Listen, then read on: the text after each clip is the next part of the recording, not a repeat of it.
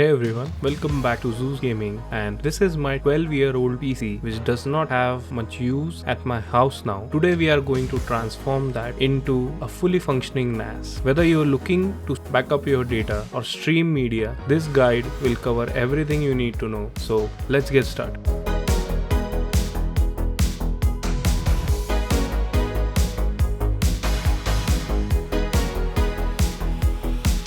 This is a PC I assembled 12 years ago. If you've seen my older video, you know how it got damaged during shipping. I made a separate video showing how I resurrected this old dead PC for very cheap, so be sure to check that out in case if you haven't. Now, you might have an old PC lying around too and you're wondering what to do with it. Building a robust NAS can be expensive, but what if I told you that you could use your old PC to host a NAS for free? Plus, you can even use it as a media center PC. Of course, it's not entirely free since you'll need to invest in some hard drive, but the good news is that hard drives have become very affordable. I had some old HDDs lying around, but you can also buy cheap hard drives for little money these days. Let's get started and I'll explain step by step how to turn your old PC into a powerful NAS.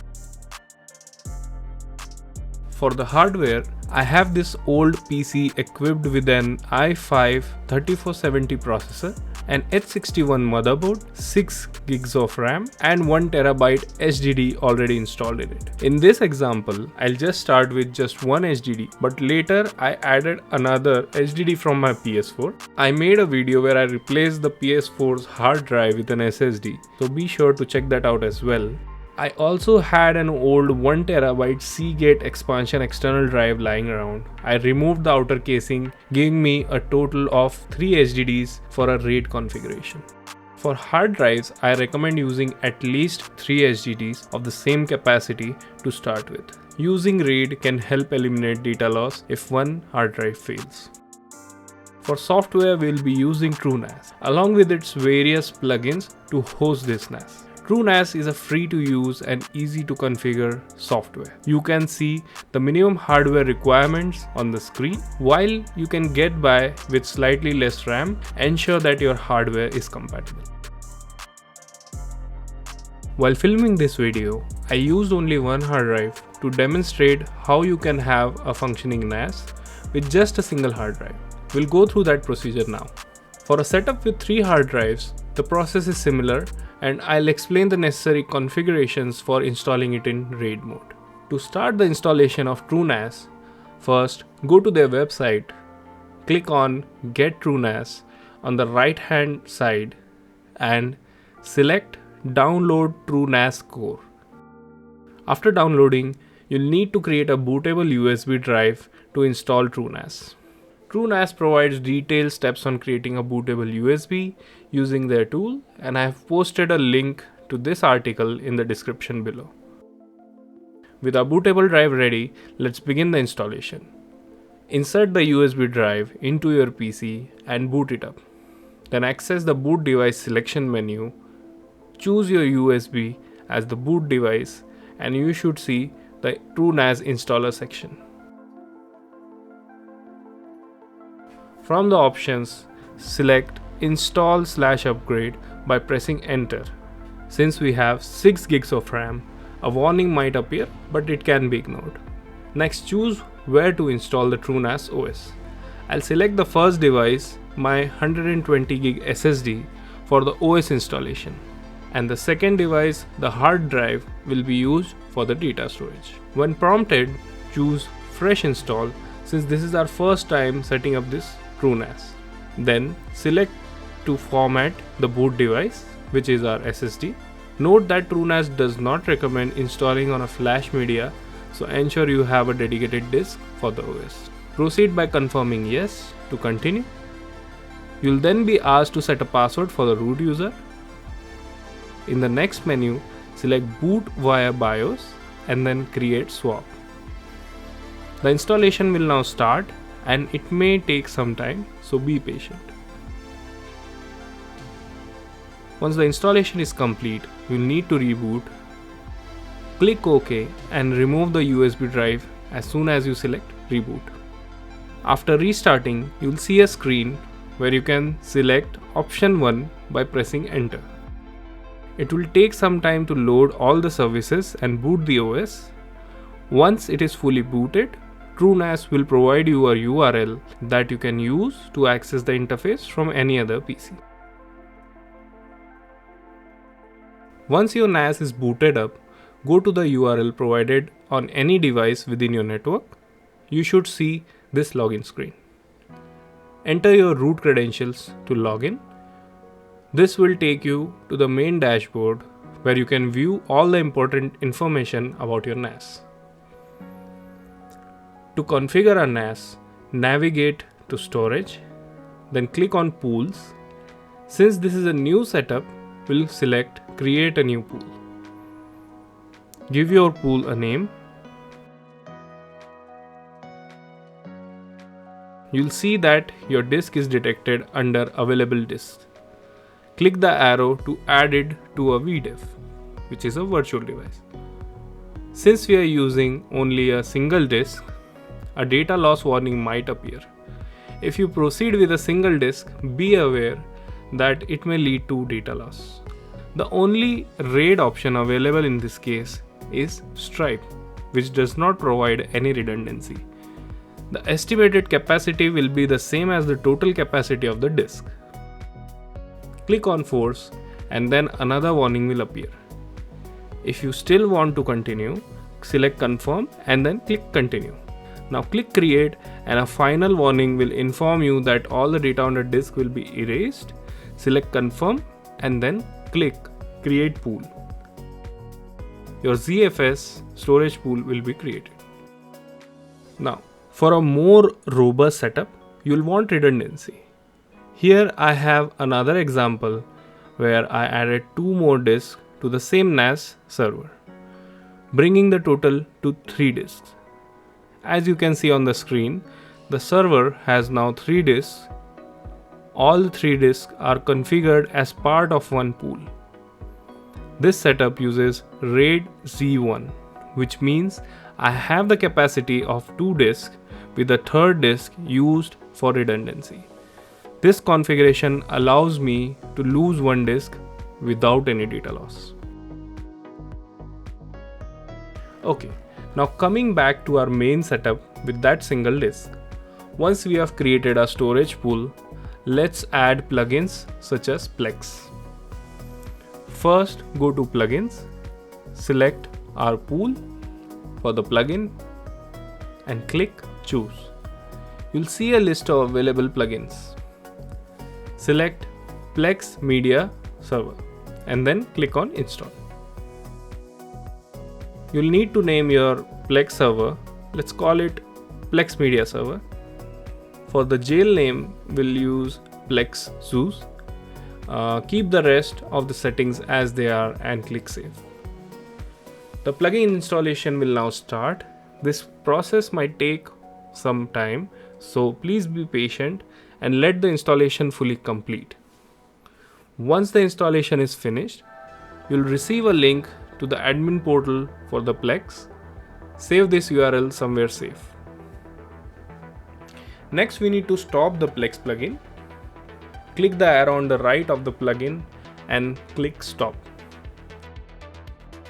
Now go to Users and click Add.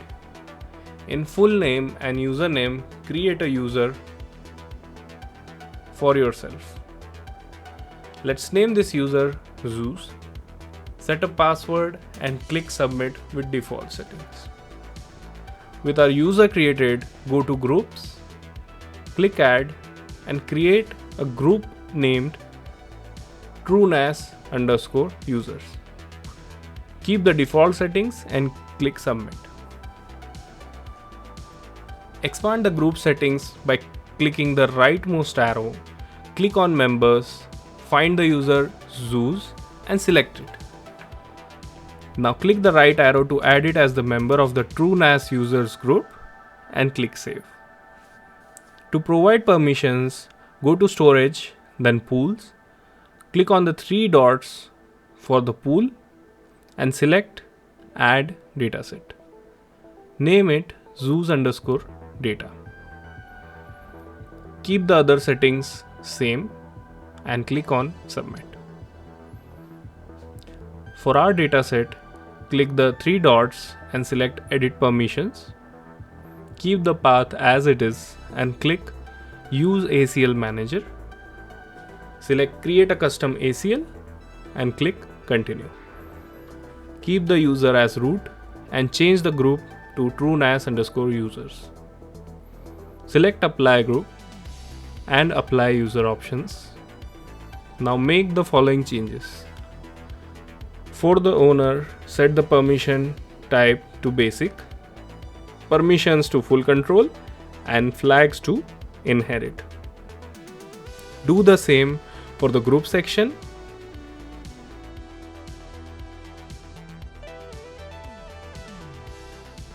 Now delete the everyone section.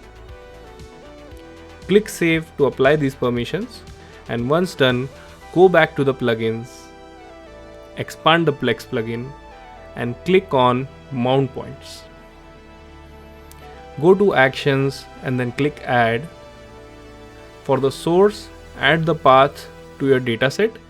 In my example, it is /mnt/gaming_pool/zuz_data. For the destination, select the media folder and click Submit.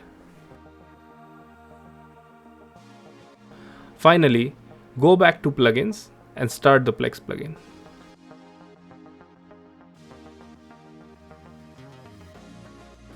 To create a shared drive for your computer or cell phone, you'll need to create a share. Follow these steps to create this. Go to Sharing, then select Windows Shares, also known as SMB. Click Add. In the path field, provide the path to your dataset and click Submit. When prompted to enable the service, click Enable Service. This will start your SMB share. Once this is done, you can access your shared drive from any PC or mobile device. Here's how you can do it. On Windows, you can directly enter the IP address of your NAS in the File Explorer. When prompted for credentials, enter the username and password you created on the TrueNAS portal to access the shared path. Alternatively, you can add a shared drive by clicking the Map Network Drive button in this PC or my computer. Select a drive letter and in the folder field, enter the IP address of the NAS. Check this box for connect using different credentials. Enter your credentials and click Finish. This will create a shared drive for you in the File Explorer. On mobile devices, you'll need an app that can access network SMB shares. For example, on my S22 Ultra, the built-in file manager from Samsung has an option to access the network storage. Navigate to this option, add your network share by entering the IP address, username and password. Once configured, you will see the network share and you can access your files by clicking on it. To complete the Plex setup, let's head to the admin portal URL. Upon accessing it, you'll be prompted to create an account. Once that's done, you'll be greeted with a welcome screen that illustrates how Plex works. Next, you'll encounter a screen prompting you to subscribe, but rest assured, you can use Plex for free as well. Now it's time to give your Plex server name. We've named ours Plex Zuz. You can also choose whether you want it to be accessible outside your home network or not. After that, click Next. In the Media Library section, click Add Library.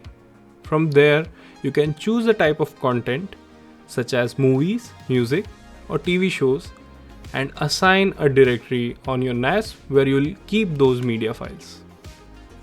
Let's select Movies. Click Next. When prompted to browse for the media folder, you may notice it's grayed out due to permission issues. Here's how to fix it. Go to Jails, click on the Plex jail, and then click on Shell. Type ID space Plex and note down the UID, which is 972. Now go to the storage pools, edit permissions for your dataset.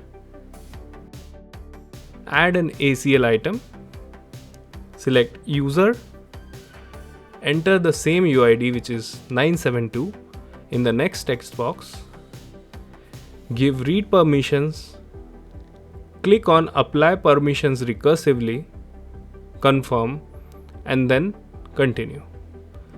Now click save. Back in the Plex admin portal, click again for browse for media folder again, and now you should be able to select the media folder without any issues. Click add, and since there is nothing in the folder yet, you can navigate through Windows Explorer in your share, create directories over there. For example, create separate directories for movies and TV shows. Now let's go back to the portal, select the browse button again, navigate to media. You should see your movies. Let's add a library for TV shows as well now. Select TV shows, navigate to media, then TV, and select add. Click next, and then done. Now you'll see both tabs for movies and TV shows. You can add more content by simply copying files into these directories. This setup works seamlessly with the Plex app on your TV as well. For Android and iOS, Plex provides a paid service, but you can use VLC to configure your SMB share and access your movies and TV shows. However, Plex is best suited for offline content that you want to stream on your TV. Today, we've walked through a series of steps, but I believe it's a cost-effective way to repurpose your old PC and make the most out of it. With this NAS setup, anyone can conveniently store files on the network, and with RAID, you can ensure data redundancy. I've made every effort to cover each detail step by step to simplify the process for you. If you followed along until now, I hope you found this video helpful. If you did, subscribing to the channel would mean a lot. Thank you so much for tuning in, and I'll catch you in the next one. Take care and goodbye.